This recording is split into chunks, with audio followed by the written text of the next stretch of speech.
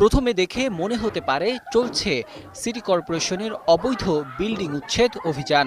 আবার কেউ কেউ দেখে ভাবতে পারেন এটি হয়তো কোনো পুরনো বিল্ডিং ভাঙার ঠিকাদারি নিয়েছে কোনো এক ঠিকাদার।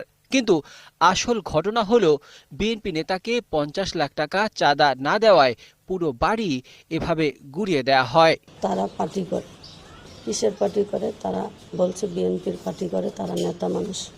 এখন তো তাদের সাথে তো আমরা পারবো না, আমরা অসহায় মানুষ। আমাকে মারধর করছে, পায়ের মধ্যে ইটা দিয়ে ডিল দিছে, তারপর হাতুড় দিয়া বাইরাইছে আমার আম্মুকে, আমাকে। তারপর পাইপ দিয়া মানে তাদের হাতে, প্রত্যেকজনের হাতে অস্ত্র ছিল। আমাদের বাড়িঘর ভাঙচুর করে শেষ করে ফেলছে। নারায়ণগঞ্জের ফতুল্লার শিবু মার্কেট পশ্চিম লামাপাড়া এলাকায় গত ২০ মার্চ সকাল ৭:৩০টার দিকে এই ভয়াবহ হামলার ঘটনা ঘটে। হঠাৎ করেই